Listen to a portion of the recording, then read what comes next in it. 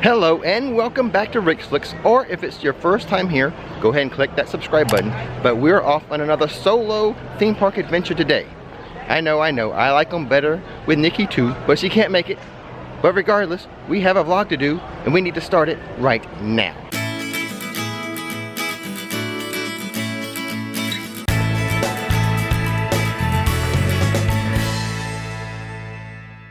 Okay guys, so here's the plan for today. I have some news and updates on Epcot, and in particular, the Food and Wine Festival. And in addition to that, I'm gonna try something for the very first time. Future World has Spaceship Earth as a ride. It has Mission Space and Test Track. And then to the other side, we have the Land, we have Soarin', and we've got Journey into Imagination with Figment, which I have been on once in my life. Now, one of those rides I have never done before, and I think I'm going to do it today. And I almost forgot to mention Nemo and Friends. Almost forgot about it. So I recently did a video on the Guardians of the Galaxy roller coaster, gave you all the details on that. However, since I completed that video, they've gone vertical with this structure. Check this out. Like I said, this is going to be one of the world's largest indoor coasters. They didn't say it was going to be number one, but it will be one of the largest. Oh, we've got some Muppet action. Now, I've only seen this once before. Let's take a quick look at this. Everybody, are you excited about science? Let me hear you! Here we go. First, we're off the very old London, England. This is London without fog. Yes, fog that is so thick. Won't even know you're not really in England at all.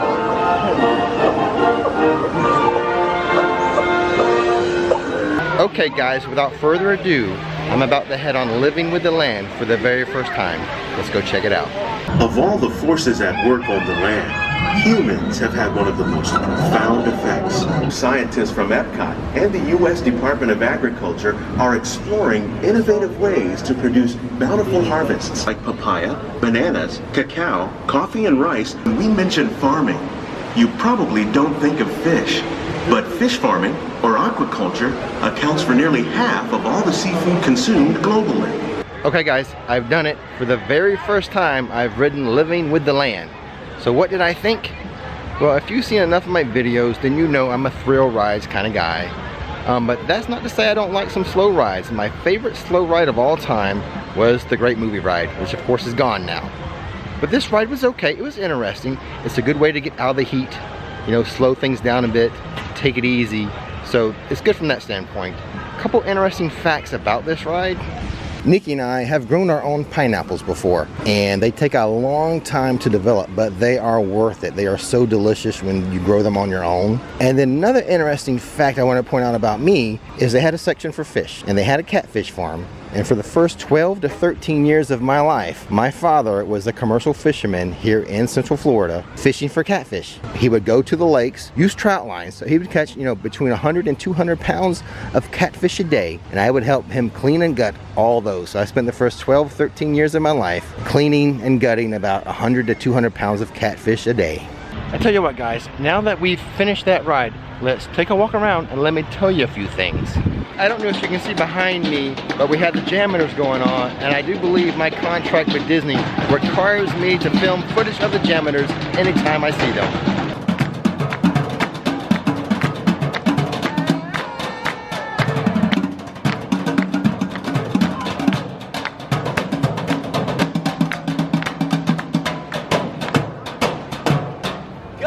Just kidding, I don't have a contract with Disney. I have a regular job like everyone else.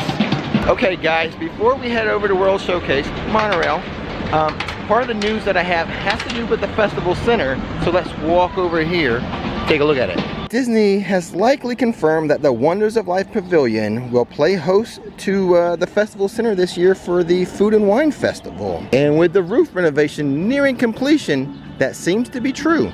Okay, I actually have a lot more news regarding the Food and Wine Festival for 2018, but let's discuss that a little more in detail when we get over to Italy. So, making our way to World Showcase, we have a major decision. Do we go left? Or do we go right?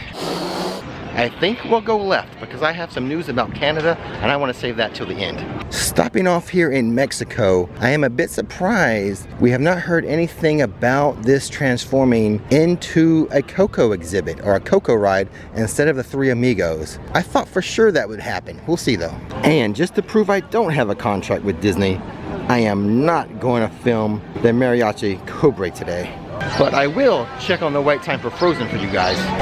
50 minutes for Frozen. I love the smell of Disney water because they clean it with bromine, not chlorine, guys. If I ever did a top 6 smells at Disney, I would have to include the water with that bromine. All right, guys, we have now made it to Italy. Now, this is where I wanted to talk to you guys about the new Food and Wine Festival.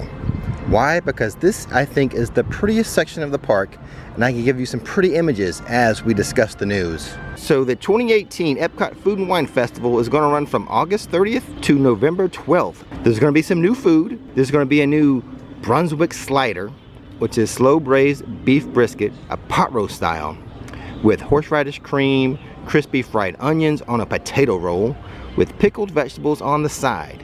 And this is going to be located at the Hops and Barley Marketplace. Another new menu item that they have this year is the butternut squash ravioli. Now this is with a brown butter vinaigrette, Parmesan cheese, and pumpkin seeds. And this one's going to be located at the Wine and Dine Studio. Also new for 2018 Food and Wine Festival is going to be the charred chimichurri skirt steak. It's a smoked corn cake with pickled vegetable slaw and cilantro, and it's going to be located at the Flavors from the Fire. Now, new for the kids this year is going to be a character dance party, and this is going to be on Friday and Saturday evenings, where the kids can enjoy an interactive atmosphere where they dance and play along with Disney characters. Now, more details of this dance party will be released later, closer to the festival dates.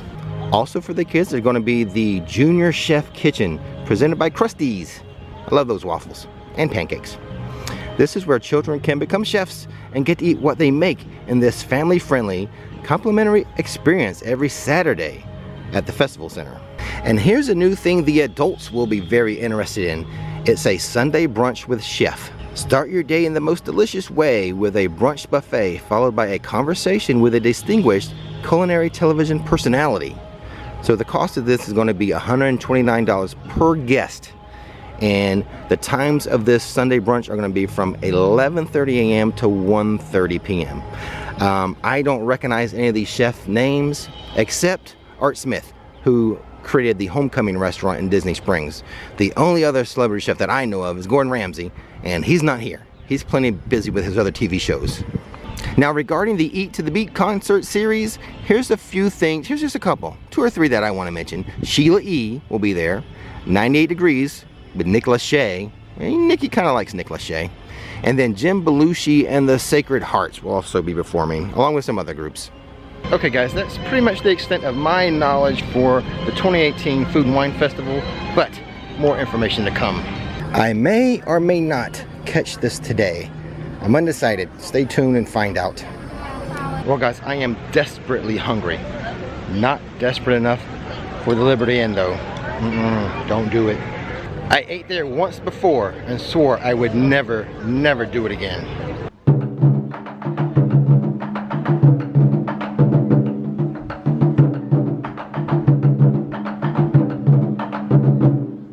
As we make our way around the world, we come to Japan, and Disney has announced that Japan is getting an all-new table service restaurant. I really look forward to that. That one, when that's open, I will try that for sure.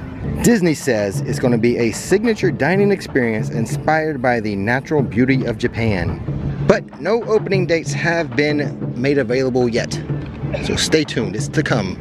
I for sure want to come back to the current restaurant though. Take Nikki. I really want to eat here. Don't want to do it by myself though. Okay, as we near Morocco, we can still hear the drums of Japan. But if we look over here, see these cranes? That is the new Ratatouille ride they're working on the backside of France. And then if we pan across the lagoon, we can see the Guardians of the Galaxy structure really taking shape. Here's a little better shot of that Guardians of the Galaxy structure.